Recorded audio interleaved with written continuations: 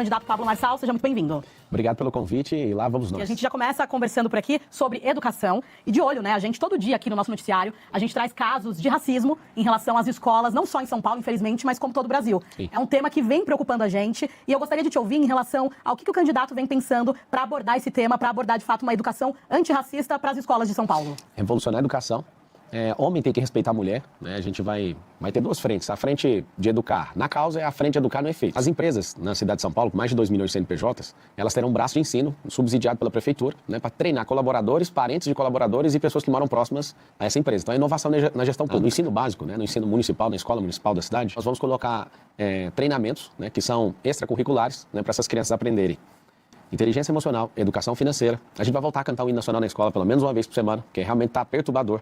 Hoje estão distorcendo com linguagem neutra. Hoje a gente tem indícios, né, de erotização de infantil nas escolas. A gente tem partidarização ao invés de explicar política na escola. E podem contar comigo nisso, né, um respeito absoluto à liberdade de expressão de cada um, à vida de cada um.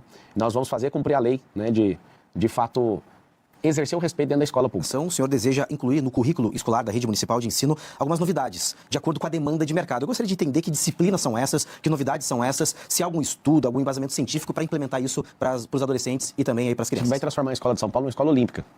O que significa isso? Estuda num período, treina no outro. A criança e a adolescente vai escolher 3 esportes e aquele que ela tiver maior vocação, ela vai seguir e em competições a gente vai financiar, né? Vai fazer investimentos no seu filho que seguir esse caminho. Qual que é a perspectiva? O governo nosso acaba em 2028. Aí você lembra do número 28 para você votar, senão você não vai ver uma educação diferente. A perspectiva é que 50% dos alunos tenham adesão a programas esportivos, porque o esporte molda caráter. Hoje tem 80 mil pessoas em situação de rua e você não acha esportista na situação de rua. É raríssimo um caso desse. O que a gente precisa é porque a pessoa com o esporte ela fica em alto rendimento, ela se alimenta melhor, ela não entra em briga, ela aprende a lutar, que é diferente de brigar. O que vai mudar também são as tecnologias, ensinar tecnologia, porque tem uma previsão de nos próximos 15, 20 anos, 300 profissões tradicionais deixarem de existir e a gente tem que treinar as pessoas na nossa cidade para que elas não fiquem sem emprego no futuro. Sobre educação financeira, na Europa, mais de 70% dos europeus investem.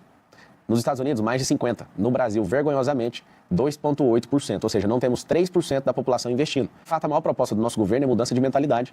E você imagina, ensinando o seu filho a ter o próprio negócio. Mas ele não quer, não tem problema, mas ele pelo menos sabe. Ensinando o seu filho a investir. Não, ele não quer, mas pelo menos ele sabe. Hoje, o ensino público, a gente gasta 25 bilhões de reais na cidade. E a maioria das crianças chegam no final ali, já não são mais crianças, mas no final da adolescência, quando terminam a carreira escolar, eles não sabem, 90%, não sabem fazer matemática básica. A gente tem um problema muito grave. Aqui no meu gesso, que eu estou recuperando o dedo aqui pela cadeirada que o Datena deu, tem um garoto lá do Morro Doce, ele foi escrever Morro Doce, ele tem 11 anos, e ele não soube escrever Morro Doce. Eu estava ontem em Perus, aí o Isaac escreveu aqui, aí o Rian, eu falei para ele, escreve aqui Morro Doce. Ele escreveu Morurro. Isso porque eu ditei depois do U. E foi escrever, ficou sem graça, e eu falei, poxa, mano, um garoto de 11 anos de idade não está conseguindo escrever. Mas, candidato, nessa sua proposta não deveria ter também um programa de capacitação para os professores? Claro. Como é que um professor de matemática também vai ensinar educação financeira? Como é que vocês vão transportar isso para dentro do ambiente escolar? No começo, a gente tem 2 milhões de empreendedores. Nós vamos trazer um trabalho voluntário desses empreendedores para eles ensinarem. Não tem como cobrar empreendedorismo se não está na grade, né? Muito bem a pergunta, muito boa. Então, naquilo que eles ainda não têm na grade deles, a gente vai fazer essa reciclagem, eles vão participar disso junto, nós vamos trazer gente para ensinar na rede pública. Eu tenho rede de escola privada, eu tenho uma vontade de fazer, eu faço isso nas escolas, né, de mandar executivos, de ir lá explicar sobre esses assuntos que são extra. Eu quero, tem alguns governantes nos Estados Unidos fazem isso também, visitam bastante a escola. A escola é o lugar onde a gente está treinando o cidadão para o futuro. E, candidato, agora falando de um outro tema também, que a gente infelizmente traz todos os dias no nosso noticiário, que é em relação aos casos de feminicídio. Infelizmente, na capital paulista, nós tivemos um salto de casos de mais de 40%, e até juízas, especialistas no assunto, falando que também isso se deve por conta do enfraquecimento de políticas públicas em relação à violência contra a mulher, em relação ao combate dessas práticas. Qual vai ser a estratégia a ser usada para combater, de fato, o feminicídio, para que as mulheres se sintam cada vez mais seguras? É uma inovação, de novo, na gestão pública. A gente implementar um aplicativo, né? Quando uma mulher se sentir ameaçada, ela cadastra ali, além de cadastrar o boletim de ocorrência, cadastrar ali e, claro, né, tem que fechar essa parceria com o governo do estado. E essa pessoa, né, ela seja incluída nesse aplicativo, chegou perto, né, com distância próxima à mulher, porque a gente descobriu que 70% dos casos, mesmo depois de registrado, a mulher ainda sofre ameaça ou sofre qualquer tipo de violência e acaba morrendo. Por isso que tem que usar a tecnologia, porque a gente não vai, como estado, como prefeitura, governo ou união, a gente não vai conseguir repelir a pessoa, mas a tecnologia vai. Nós vamos fazer um treinamento com todos os homens da cidade. Eu, na minha vida privada, gosto muito disso, de ensinar homens a respeitar suas mulheres, suas esposas, suas filhas. O Instagram é Pablo Marcal por SP, é meu Instagram reserva. Se você puder entrar, você vai assistir um vídeo onde eu falo disso, né? Da forma que os homens devem tratar as mulheres, tanto suas mães, como sua esposa, sua irmã, sua filha, ou seja, nós precisamos de ter esse respeito. E nós vamos, inclusive, tratar desse respeito, porque isso aí é falta de civilidade. E, lamentavelmente, a gente vê o crescer desse tipo de crime, porque o homem realmente não aprendeu a respeitar, e nós vamos ensinar, nós vamos reciclar a mentalidade desses homens na cidade. Também sobre segurança pública, gostaria que o senhor falasse um pouquinho sobre toda a complexidade que envolve a região da Cracolândia. Gostaria de saber se o senhor tem algum plano aí para, de fato, acolher quem precisa, para combater o crime e o que fazer, de fato, com essa região que cada vez está se pulverizando em outras regiões aqui da capital. Sim, para você que está assistindo, a Secretaria de Assistência para esses assuntos tem 2,6 bilhões de destinação em reais todo ano, e 1 bilhão é exclusivamente dedicado para tirar essas pessoas da situação de rua. O que está acontecendo? Cresceu 23% em relação a dezembro do ano passado. Hoje, dados oficiais, tem mais de 80 mil pessoas em situação de rua. Parece a Zumbilândia aqui. O que eles fizeram para amenizar? Saíram esparramando na Cracolândia. E um dos maiores problemas que tem na Cracolândia hoje é o álcool. Tem uma lei aqui em São Paulo que fala sobre destinar 30% da merenda escolar vindo de agricultura familiar. E hoje não é cumprido nem 5%. Qual que é a lógica? Os empregos que as pessoas conseguem entrar rapidamente sem qualificação ou com rápida qualificação é de bares e restaurantes. Que é o maior empregador de pessoas que saíram da situação de rua são bares e restaurantes e agricultura familiar. Eu, inclusive, quiser ver no meu Instagram, entra aí no Instagram, Pablo Marcal por SP, eu tenho um momento que eu vou conversar com o morador de rua para levar ele para a briga. Até acabo orando com ele ali e dou toda a atenção. E eu falo para ele, por que você está na rua? Ele fala, né, que puxou 11 anos de cadeia por homicídio. Ele está lá destruído. Eu falei para ele assim, olha, eu te perdoo como sociedade, dá para recomeçar. Mexeu muito comigo. Só que aí o Sabará, que já tirou 3.500 pessoas da situação de rua e foi secretário da prefeitura e do governo do estado, ele tirou dando emprego. Ele falou que o método é o seguinte, chega com um cardápio, fala, o que você gostaria de trabalhar? O que você gostaria de fazer? Primeiro tem que identificar o porquê que ele foi parar lá. E ele me contou que a média para conseguir convencer uma pessoa para ir para o estágio 2 é 7 intervenções. Qual que é a diferencial do nosso governo, você botando 28? Se tem 80 mil pessoas, nós vamos levantar, porque tem dinheiro para isso. O dinheiro está sendo aplicado errado. Tem ONG chamada A Craco Resiste. A ONG foi criada para dar seringa e cachimbo e fazer com que dê a manutenção desse povo na rua. Ou seja, estão invertendo a lógica das coisas, gastando dinheiro e aumentando o povo na rua. Então virou meio que um mercado dentro do orçamento de São Paulo. O que a gente propõe? Nós vamos colocar 80 mil anjos da guarda. O que é isso? Hoje a Cracolândia é enxergada como um rebanho. Então empurra para cá, empurra para lá, você não tem nome, eu não consigo te achar. Agora com o anjo da guarda, a pessoa vai ficar, né, por um período de 90 dias com essa pessoa e depois vai trocar esse anjo, mas vai ter personalização. Se eu trato com personalidade isso, com personalização, melhor dizendo, essa pessoa vai se sentir amada e vai ver que tem alguém todo dia vindo atrás dela, vindo cobrar ela, vamos mudar de vida. Agora tratar como um rebanho não, porque a pessoa vira as costas e ninguém sabe quem ela é mais, onde ela está. Anjo da guarda, ele vai ter que se cadastrar, passar por uma capacitação. Sim. Vai ser selecionado pela própria prefeitura. Pode usar as ONGs, tem muita ONG querendo ajudar. Hoje, o ideal é as doações e questão de comida fica no abrigo. Só que aí as pessoas não estão querendo ir para o abrigo, aí fica tudo na rua, né? As pessoas jogadas numa situação. Eu não vou ficar acomodado nem um dia como prefeito dessa cidade. Eu proponho resolver isso dentro desse mandato.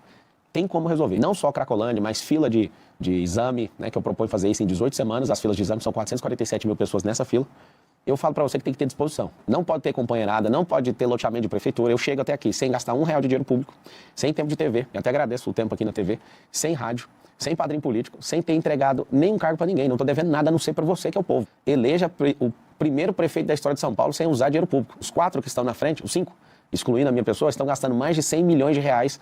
Ou seja, estão gastando o nosso dinheiro para ver se consegue fazer propaganda enganosa para ver se toma seu voto com tanto marqueteiro multimilionário no dia 6 de outubro. Candidato, falando um pouquinho mais ainda sobre segurança pública e até trazendo os dados recentes por aqui, um estudo mostrou que um carro é roubado ou furtado a cada 5 minutos na cidade de São Paulo. Qual que é a estratégia para a gente diminuir esse número, para a gente trazer mais segurança de fato, olhando até para a questão da Zona Leste? Anticrime. No nosso plano de governo, 1º de janeiro começa um jejum de crime na cidade de São Paulo. Nós vamos envolver o governo do estado e o governo federal. E nós vamos para as ruas, nós vamos colocar a capacidade máxima na operação delegada, nós vamos fazer o possível para colocar os policiais militares, colocar os policiais civis e gente da reserva também, policiais da reserva. Para quê? Para que a sensação de segurança impere a partir de 1º de janeiro. Mas a grande novidade vai ser as câmeras, né, com análise preditiva. A nossa intenção é fazer com que o bandido olhe e fale, eu vou ter 2 opções. Com os 2 milhões de empregos que nós vamos gerar, ou eu vou pegar um emprego desse, ou então eu vou ter que ir para outra cidade para exercer essa profissão. Como que é esse negócio das câmeras? Pra você ter uma noção, não adianta ter milhares de câmeras se elas não forem inteligentes. Se você tiver câmera inteligente, o que é uma câmera inteligente? Com análise preditiva e inteligência artificial, que já roda em vários lugares. Existe um pré-crime, onde todo tipo de furto, de roubo de celular, de carro, de gente, esse roubo ele é cadastrado e aí existe um comportamento antes do crime. Esse comportamento, a câmera inteligente já aciona quem está mais próximo, é a GCM, se vai ser, aí nós vamos integrar as forças de segurança, ou a polícia militar, ou até a guarda privada de um prédio. Isso, a gente vai testar no distrito mais perigoso da cidade, dos 96, o mais perigoso, com a maior quantidade de ocorrência é o distrito de Pinheiros. Então nós vamos colocar abordagem também com drones, que ficam interligados a isso. Então a pessoa vai ter uma sensação absurda de, peraí, aqui não dá para fazer isso mais. Então, esses roubos, a gente também tem que ir com parceria com o Estado e com a Polícia Militar e Civil, ir atrás de desmanche, né, saber para onde está indo. Nós precisamos tratar a causa, o gerador de receita da bandidagem é falta de emprego e educação errada. Perfeito. Para onde está indo isso? Nós vamos tratar isso. Porque se você não rastrear para onde o celular vai, igual a Cracolândia, se você não frenar a entrada, que é a questão das pessoas servirem droga lá, não tem como resolver. Vamos tratar causa e efeito. Mas de verdade, votando no 28, nós vamos resolver isso aí. A proposta da utilização de drones para a segurança pública é viável, de fato? Funciona na Califórnia, né? Às vezes você está ali e pensa, poxa, eu estou na estrada aqui, ninguém está vendo. Você passa da velocidade, o drone já vem e todo mundo tem um temor absurdo. E a promessa é testar primeiro em Pinheiros, para todo mundo ver funcionando. O grande erro, às vezes, de usar tecnologia na segurança pública é fazer contratos multibilionários e depois a população sentir que aquilo está vigiado demais. E isso é uma coisa que respeita o cidadão. O cidadão vai falar, caramba, isso aqui realmente funciona. Então nós vamos replicar para os outros 95. Em relação a custos, é viável? Com certeza. Nós temos 12 milhões de pessoas e 12 milhões de pessoas não há segurança pública que resolva, a não ser com tecnologia. Saber que está sendo filmado para usar num processo com a sensação de impunidade que existe aqui no Brasil hoje, a pessoa fala, não tô nem aí, mesmo sendo filmado, e vai lá e faz. E todos nós estamos sofrendo no que diz respeito à qualidade do ar em São Paulo, né? Com São Paulo aí registrando em primeiro lugar no ranking de péssima qualidade do ar. O que o candidato, qual que é a proposta para amenizar isso? Precisa ter uma cultura de plantar árvores, né? Nesses 1.460 dias com a ajuda do povo, né? Da iniciativa privada, a gente quer plantar 3 milhões de árvores na cidade. Nós precisamos atentar e precisamos do socorro do governo federal e do estado em relação às queimadas, porque esse ápice no ar foi, de fato, em relação a isso. Nós precisamos do governo do estado para aprovar isenção de IPVA de carro eletrificado, né, o ideal seria por 10 anos, e a gente tem uma frota de carro, de 7 milhões de carros, que não são eletrificados. Os ônibus, quase 5% dos ônibus são eletrificados, são 12 mil. De combustível verde na cidade. Então, todos os dias, é assustador, né? O ar, o esgoto a céu aberto, gente na rua, xixi, fezes. Então, para a gente trabalhar isso, uma das soluções mais inteligentes, que é essa descentralização do emprego, nessa capilarização, nós vamos criar um circuito empresarial de 120 quilômetros. Pra você ter uma ideia aí, para você situar, hoje a cidade de São Paulo, em volta dela, tem um rodoanel. São 177 quilômetros. É como se você diminuir 50 quilômetros dessa circunferência, vai ter uma faixa dentro das periferias, toda a região periférica de São Paulo, vai ter empregos e nós vamos trazer benefícios fiscais para as empresas que, de fato, tiverem mais de 80% dos seus funcionários do próprio bairro. Só de ter esses 2 milhões de novos empregos, a gente já vai diminuir o fluxo na cidade. Os bolsões de estacionamento nas 10 entradas de rodovia, Castelo Branco, na Dutra, na Fernão Dias, na Bandeirantes, na Anguera, serão estacionamentos porque hoje entram 500 mil carros. E a maioria desses carros não são utilitários, entra 1 ou 2 pessoas no máximo. Essas pessoas vão parar nesses bolsões e dali vai sair transporte tanto por ônibus como por teleférico. Num segundo momento, a rede de transportes vai ficar mais barato para a pessoa, menos estressante e vai melhorar a mobilidade. Faixa de via expressa controlada por tecnologia, que vai poder ir um pouco mais rápido à esquerda de quem tiver 2 ou mais pessoas dentro do carro.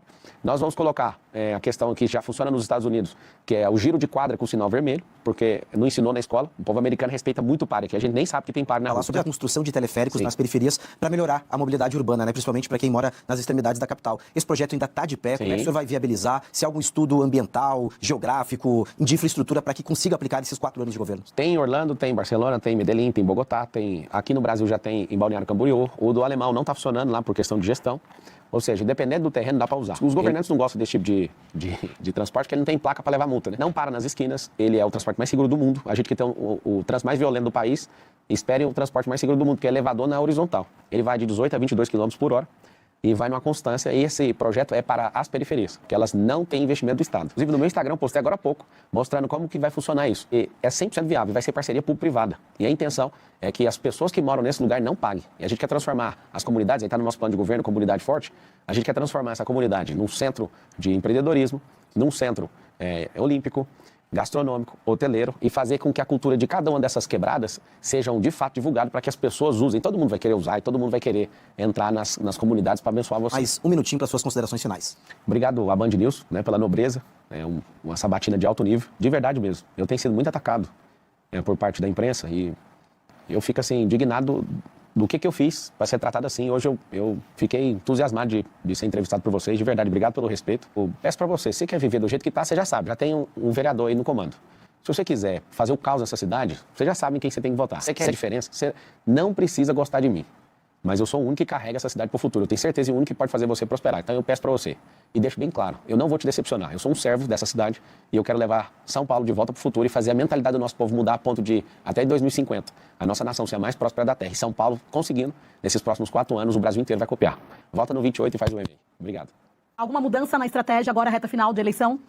Na verdade, é ir pra rua, né? Ver o povo, né? Eu tô transtornado de ver o tanto de gente fazendo M e eu quero falar para você, não tenha vergonha. Nós vamos vencer no primeiro turno. Eu peço para você colocar seu coração empenhado nisso. É nós contra eles, é só a gente, Deus e o povo, e nós vamos vencer. Deus abençoe vocês. Então, nós recebemos aqui o candidato à Prefeitura de São Paulo, PRTB, o candidato Pablo Marçal. Muito obrigada pela sua participação. A gente vai para um rápido intervalo e daqui a pouquinho a gente está de volta.